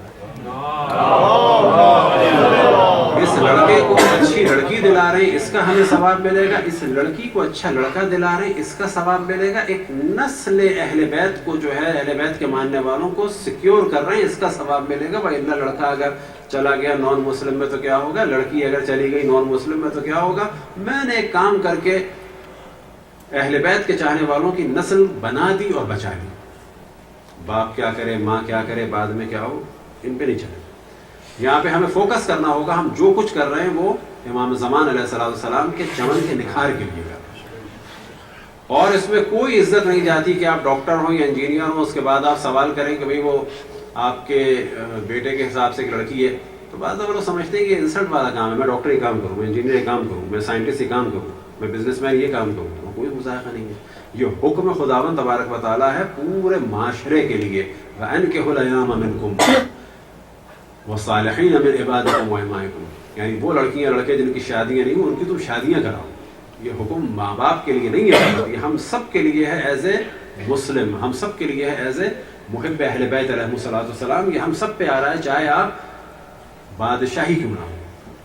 اب یہ اور ہم کلیئر کر دیں کہ بعض دفعہ ایک شخص بہت عبادت گزار ہوتا ہے، فرض کریں کہ ایک مرجع ہو، ایک بڑا عالم ہو، لیکن یہ ذہن میں رکھیں کہ جو عقل مند آدمی ہوتا ہے وہ کوشش کرتا ہے کہ جتنے ثواب کے کام ہیں میں سب کر ڈالوں، کیونکہ ہر ثواب کی ایک خاص شکل نظر آئے گی اسے قبر میں. فرض کریں کہ آپ نے یتیم خانے کھولے بہت سارے، فرض کریں آپ نے مدرسے بھی کھول دیے، فرض کریں آپ نے یتیم و لاوارثوں کے لیے کام بھی کیا، فرض کریں آپ نے مسجد بھی بنائی، آپ نے امام بارگاہ بھی بنائی. یہ سارے ثواب آپ کو ملیں گے مجسم ہو کے قبر میں بھی اور محشر میں بھی، جنت میں بھی. یہ ساری چیزیں آپ کو ثواب کا سبب ملیں گی. لیکن اس دن آپ کو احساس ہوگا یار لڑکی کی شادی بھی کرا دیتے، یہ بھی ثواب مل جاتا، یہ والا ثواب ہی نہیں ہم نے حاصل کیا. ایک یتیم کو گلے لگاتے، کھلایا تو تھا، گلے نہیں لگایا تھا، وہ ثواب نہیں رہ گیا. ان یتیموں کو پڑھایا تو تھا، ان سے مذاق نہیں کیا تھا. اگر مذاق بھی کر لیتے تو کیا چلا جاتا. تو خداوند تبارک و تعالیٰ میں توفیق عطا فرمائے کہ جو ملٹیپل قسم کے مختلف اقسام کے ثواب حاصل کرنے کی خدا میں توفیق عطا فرمائے. ظاہر میرے اچھا کام ہے، قصہ ختم ہوا. میں کیا کر رہا ہوں وہ اللہ نے مجھے الگ توفیق دی، دوسرے جو کام ہے وہ میں اور جو نہیں کیے وہ کر لوں گا. اب یہ ذہن میں رکھیں، جب آپ ایسے سوچیں گے تو ہر وہ کام کے جو آپ کو آکورڈ لگتا ہے اپنی شان کے حساب سے کہ میں بلینئر آدمی شادیاں کراؤں، تو میں وہ ہو گیا ہوں کہ انڈیا میں بعض دفعہ ایسوں کو نائی اور ناون بھی کہتے ہیں، پنجاب میں بھی نائی و ناون کہتے ہیں. میں نائی و ناون کو شادیاں کراؤں، اس سے لے کے جاؤں نہ. آپ ادھر کا فون ادھر کر دیں، ان سے کہہ دیں آپس میں ملنے، کوئی مذائقہ نہیں. خود ہم نے اب تک نہ کبھی فائل بنائی نہ کبھی کچھ لکھا، ہمیشہ کسی کا فون آیا ذہن میں رکھ لیا، بعض دفعہ اس کو سیو کر لیا، پھر کسی کا فون آیا تو ان کو ان کا بتا دیا، ان کو ان کا بتا دیا، اور واضح کہا کہ بھائی آپ سے 2 دفعہ ملاقات ہوئی ہے، ان سے 3 دفعہ ملاقات ہوئی ہے، باقی اپنا کام آپ خود کریں، اپنا کام آپ خود کریں، ہمارے سے کوئی تعلق نہیں. ایک دفعہ ایک فیملی نے ہمیں، وہ آپ لوگ ہنسیں گے، بظاہر کوئی بات بری نہیں ہے، جملہ عجیب سا ہے بہرحال. ایک دفعہ ایک فیملی کی ہم نے شادی کرائی تو انہوں نے جو ہے وہ بہرحال تحقیق بھی کر لی، لڑکے کو بھی دیکھ لیا، سب کچھ ہو گیا، بات بھی ہو گئی. اب ایک تقریب میں ہم بھی ہیں اور لڑکی والے کیا کہہ رہے ہیں، مولانا آپ اگر کہہ دیں اور شیورٹی لے لیں تو بس ہم کر دیتے ہیں. میں نے کہا بھائی آپ کو ملا دیا، ان کو ملا دیا. آپ کو میں اتنا جانتا ہوں شیعہ ہیں، میں بھی آپ کو انڈیا سے نہیں جانتا ہوں، ان کو اتنا جانتا ہوں کہ یہ بھی شیعہ ہیں. آپ کو میں گارنٹی لے سکتا ہوں ان کے سامنے کہ یہ شیعہ ہیں، اچھے لوگ ہیں، بس اتنا ہی آپ کو جانتا ہوں 2-3 سال سے. ان کو بھی اتنا جانتا ہوں کہ یہ شیعہ ہیں، سید ہیں جیسا کہ مشہور ہے. لڑکے کو آپ نے دیکھ لیا، آفس آپ بولیے، سب کچھ آپ نے دیکھ لیا. مجھ سے کسی چیز کی گارنٹی، میں نے کسی کی گارنٹی نہیں لیتا کہ نہیں اگر آپ کہہ دیں. تو پھر میں نے مذاق میں جملہ کہا، وہ آپ لوگ بھی غلط نہ سمجھیں. میں نے کہا دیکھیں مجھے صرف اتنا پتا ہے لڑکا چرسی نہیں ہے، ہیروئن ہی نہیں ہے. اتنا پڑھا لکھا ہے, آپ تو ڈگریاں بھی دیکھ چکے ہیں, ہم کسی کی ہر کسی کی ڈگری نہیں دیکھ سکتے کتنے نمبر سے پاس کیا اور کہاں سے کیا ہے. یہ کام ہے آپ لوگوں کا دیکھنا. ہم اتنی گارنٹی لے سکتے ہیں, اور آپ قسم لے لیں کہ اس لڑکے کو میں اتنا ہی جانتا ہوں, یہ کبھی بھی میرے ساتھ شوہر کی طرح نہیں رہا ہے. میں کبھی گارنٹی نہیں لے سکتا اس کی. میں کیوں گارنٹی لوں بھائی, میں اپنے بچے کی نہیں لے سکتا. میں بتا سکتا ہوں پڑھا لکھا ہے, قصہ ختم ہو گیا. ایک ہنڈا لڑکا ہوتا ہے, شوہر اچھا بن جاتا ہے, ایک شریف ہوتا ہے جو بڑا بظاہر بڑا پولائٹ لگتا ہے, اتنا بدتمیز شوہر بنتا ہے. یہ تو بات کی بات ہے. ہم کیا گارنٹی لیں کسی کی کہ ہنڈا جو ہے بڑا مطیع و فرما بردار ہو گیا میڈم کے آگے, اور جو بڑا خاموش تھا انتہائی بدتمیز ہو گیا. اب یہ تو بات کی بات ہے, اس میں ہمارا کوئی دخل نہیں ہے. یہ آپ کی قسمت ہے, آپ کی تحقیقات ہے. وہ انسان اپنے بچوں کی بھی گارنٹی نہیں لے سکتا. بدتمیز لڑکیاں ایسی آتی ہیں جو بڑی مطیع و فرما بردار ہو جاتی ہیں, انتہائی خاموش لڑکیاں اتنا زہر اگلتی ہیں کہ انسان کہتا ہے یہ کیا ہوا. اب یہاں لوگ کہتے ہیں جوا ہے. ایران میں اس کے لیے کہا جاتا ہے کہ شادی ایک بادام ہے, کھا کے پتہ چلتا ہے کڑوا ہے یا ٹھیک ہے. صلوات پڑھنے پر محمد. کوشش کریں کہ ان ساری چیزوں کو جو معاشرے میں ہیں, کل دیگر موضوعات ڈسکس کریں, عبادت سمجھیں. نہ کہیں کہ یہ بچوں کو اسکول لانے میں ماں باپ کی ذمہ داری آپ کی, اللہ نے مجھے دے دیا, یہ چانس کافی ہے, میں کر دیتا ہوں, فارغ تو ہوں میں. اور یاد رکھیں کہ اگر کوئی ایسے کام کرے گا تو اللہ بلاؤں سے بچاتا ہے. اس وقت ہم جانتے ہیں اسی امریکہ میں مال ہے, مائیں ڈپریشن کا شکار ہیں, دوائیں کھا رہی ہیں, بالکل سوشل نہیں رہی ہیں, ذہنی مریض ہو گئی ہیں لڑکیوں کی شادی کی وجہ سے. ان کو اس بلا سے نکالنا افضل ترین عمل ہے. پریشان ہے وہ بیچاری, کیونکہ بعض کا کیا تھا کہ وہ شہروں میں رہیں, سوشل نہیں رہیں, مسجد امام بارگاہ نہیں گئیں, کبھی انہوں نے کوئی کام نہیں کیا, کبھی کوئی انہوں نے تبرک نہیں بنایا, کبھی کسی مجلس میں نہیں گئیں بھی عجیب و غریب حرکتیں کی. اب وہ اس زمانے میں میچور نہیں تھیں. اب ظاہر خواتین ایک دم سے جب وہ 40-45 کی ہوئی تو لڑکیاں جوان ہو گئی. اور بعض خواتین ایسی بھی ہوتی ہیں 40-45-50 تک میچور نہیں ہوتی, البتہ بعض تو اس کے بعد بھی نہیں ہوتی. مردوں کا بھی یہی حال ہے, لیکن خواتین میں جو ہے وہ بیچاری دیر میں ان کو سمجھ میں آتا ہے. اب آپ نہ سوچیں کہ ہم کیوں اس کی پرواہ کریں, کبھی تو سینٹر بھی نہیں آئی, ہم کیوں اس کی پرواہ کریں, مجلس کی اس نے, کبھی وہ کام کیا اس نے. نہ, یہ اہل بیت کی بالآخر یا نسل سے ہے یا ماننے والی ہے. اس کی نسل کو آپ نے بچانا ہے, چاہے اس نے کبھی اچھا کچھ کیا ہو یا نہیں کیا ہو. اور اس کو اگر آپ نے سکون دے دیا تو یہ سکون آپ کو قبر میں ملے گا. جو ہم خود بتا رہے ہیں کہ بعض کو ہم جانتے ہیں وہ ڈپریشن کے شکار ہو گئی ہیں, دوائیں پی رہی ہیں, اور بقول بعض کے وہ ذہنی مریض ہو چکی ہیں. وجہ کیا ہے کہ انہوں نے شروع کے ایام میں اتنا زیادہ اپنے آپ کو بظاہر بے دین بنایا, ماڈرن بنایا, اپنے عجیب و غریب کام کیے, آنا جانا نہیں کیا, ایک اپنا اسٹینڈرڈ بنایا کہ ہم شیعوں سے نہیں ملتے, ہم مسلمانوں سے نہیں ملتے, ہم تو فلانی جگہ ملتے ہیں, ہم تو فلانی جگہ ملتے ہیں. لیکن وہ ساری چیزیں ختم ہو گئیں. اب ایسا ان کو شوق لگا کہ بڑے بڑے شہروں میں وہ تنہا رہ گئی. تو آپ کو ان سے انتقام نہیں لینا ہے, آپ کو ہمیں کام کرنا ہے. یہ بار بار تاکید اسی وجہ سے کر رہے ہیں کہ اس کو آپ قطعاً عیب نہ سمجھیں. اس کو یہ سمجھیں کہ آپ امام زمان کی ایک چاہنے والی یا والے کے لیے یا ان کے باغ کے چمن کے لیے کام کر رہے ہیں, آپ کو اس کا ثواب ملے گا. صلوات پڑھیں پر محمد.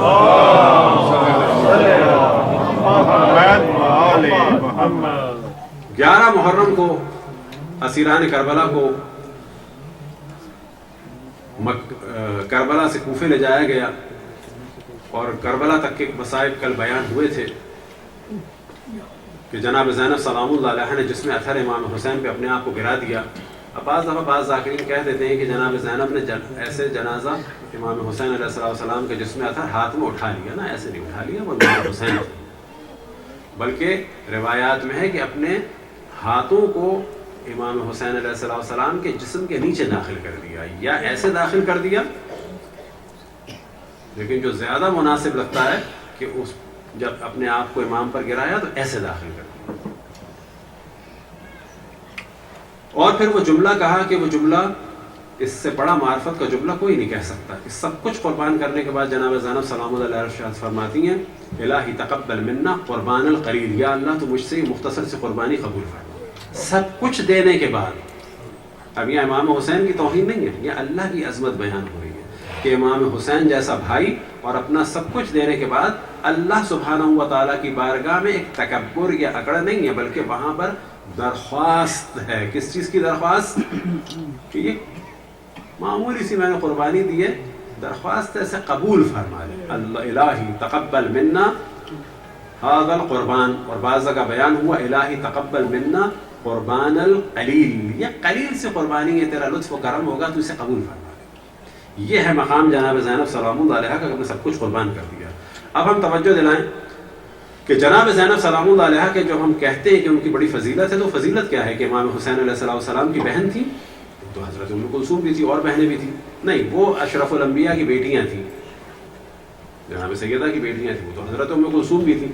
تو سوال یہ پیدا ہوتا ہے کہ حضرت ام کلثوم سلام اللہ علیہ سے حضرت زینب سلام اللہ علیہ کا مقام کیوں زیادہ ہے؟ وہ بھی جناب سیدہ کی بیٹی، وہ بھی نواسی رسول، وہ بھی مولا علی کی بیٹی ہیں، مولا علی کی بیٹیاں تو اور بھی تھیں. ہاں، جناب سیدہ کی فضیلت جو تھی، یہ دونوں ساتھ تھیں، رسول اللہ سے منسوب، یہ دونوں برابر ہیں. اب کیا ہے حضرت زینب کا خاص مقام؟ کہ وہ بڑی تھی، یعنی 1 سال پہلے پیدا ہو گئی تو زیادہ ہو گیا مقام، اگر وہ لیٹ پیدا ہو جاتی تو کم ہو جاتا نا. اصل جو مقام ہے جناب زینب سلام اللہ علیہ کا، یاد رکھیں، وہ مقام یہ ہے کہ اللہ سبحانہ و تعالیٰ نے انہیں ایک شہید امام کے مشن کا وارث بنایا اور زندہ امام کی جان کی دفاع کا سبب بنایا. یہ ایک.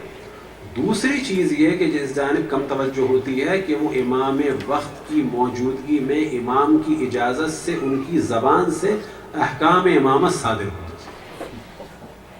امام زین العابدین علیہ السلام تھے، لیکن ان کی اجازت سے جناب زینب سلام اللہ علیہ کی زبان مطہر سے وہ جملے صادر ہوتے تھے کہ جو امام کو کہنے چاہیے تھے، امام کی اجازت سے. البتہ امام نے کیوں؟ ان کی امام کی جان بچانی تھی. تو یہ جو کہا جاتا ہے جناب زینب سلام اللہ علیہ نے قافلے کی قیادت سنبھالی، نہ فقط قافلے کی، اسلام محمدی کی قیادت سنبھالی تھی. قافلہ تو تھوڑے سے لوگوں کا تھا، وہ امام کے جو زمانے پر خدا کی حجت ہیں، وہ امام کی موجودگی میں وہ امام کی جانب سے جو ہے کام صادر فرماتی تھی، اور در حقیقت وہ امام کی ایک نمائندے کی صورت میں تھی. جس طرح سے امام کی امامت کا دائرہ وسیع ہے، نہ فقط قافلہ، بالکل اسی طرح سے حضرت زینب سلام اللہ علیہ کی بھی قیادت کا دائرہ بہت وسیع ہے.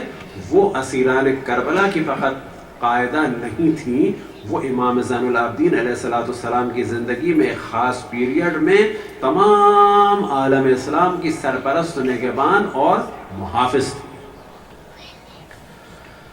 11 محرم کو یہ قافلہ نکلا، اور 12 محرم کی رات، معذرت 11 محرم کو یہ قافلہ نکلا دن میں، اور 11 کی رات کو یعنی شب 12 کو یہ پہنچ گیا تھا کوفے کے دروازے میں. لیکن یاد رکھیں کہ جو ہم نے چیز کہی تھی عبید اللہ ابن زیاد کے لیے بھی معاملہ بڑا سخت تھا کہ زینب اور ام کلثوم کو لے کے آنا اس عالم میں کہ وہ اسیر ہو اور سر پہ ندا نہ ہو، ایک بہت بڑا چیلنج تھا، کہیں تختہ نہ پلٹ جائے. لہذا تاریخ میں بیان ہوا کہ 10,000 کے قریب یا اس سے زیادہ فوجیوں کو متعین کیا گیا. کہاں پر؟ کوفے کے در و دیوار، گلی کوچوں میں، بازاروں میں، چھتوں پہ.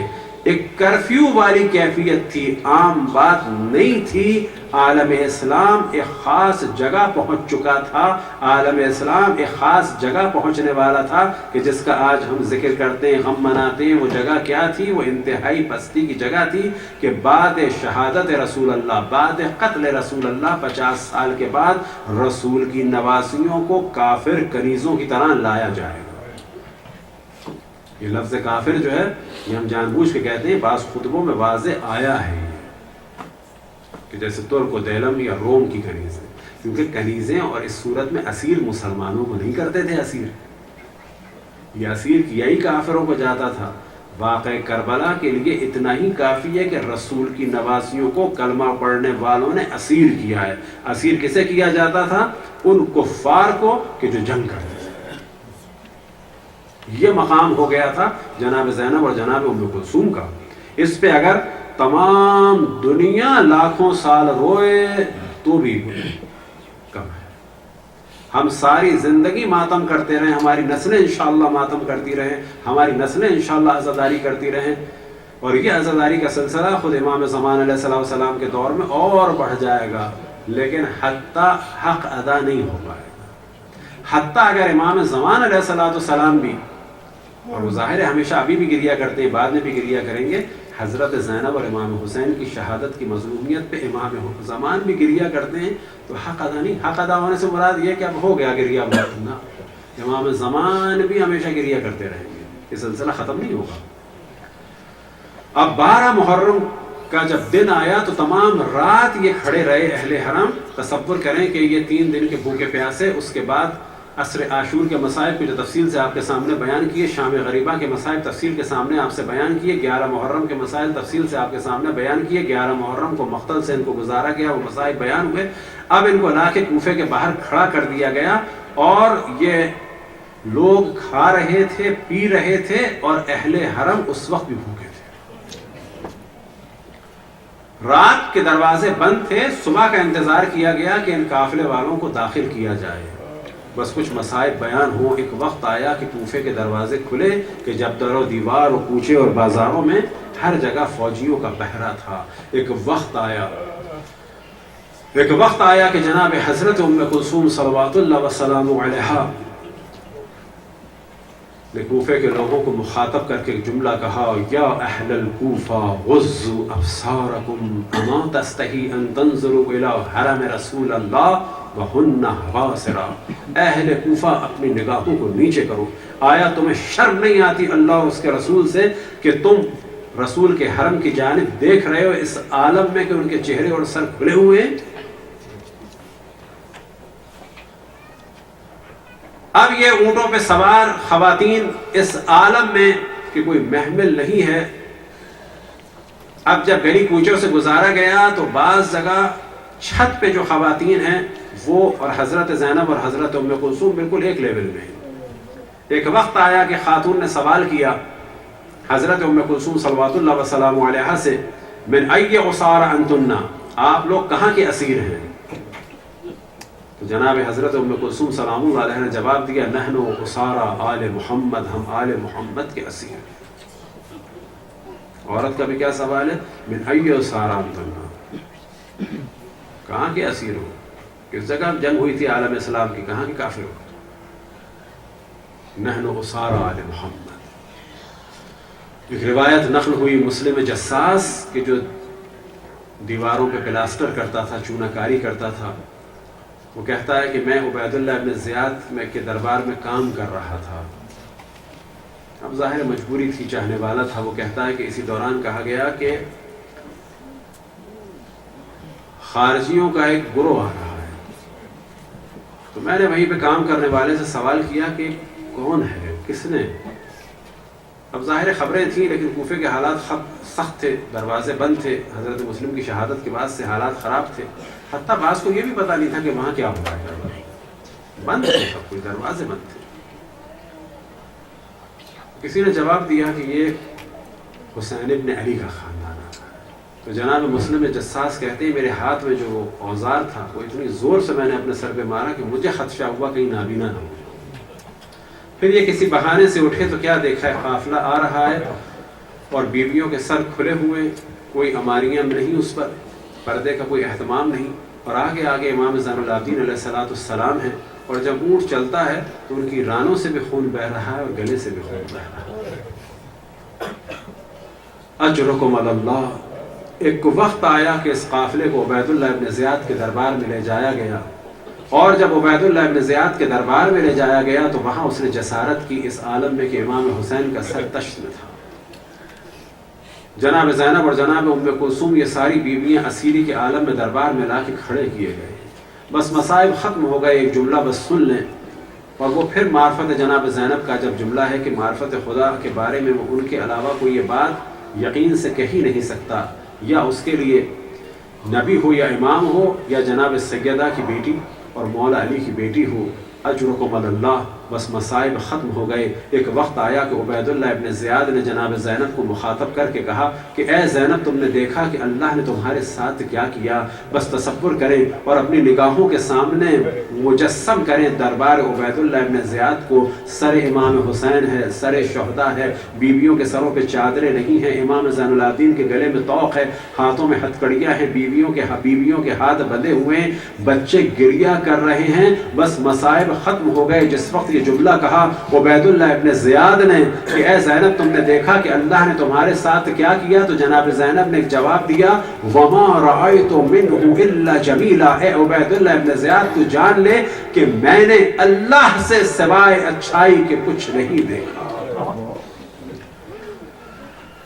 یا اللہ، جس نے رسول اللہ جناب سیدہ اور ائمہ پہ ظلم کیا ان سب پہ لعنت فرما۔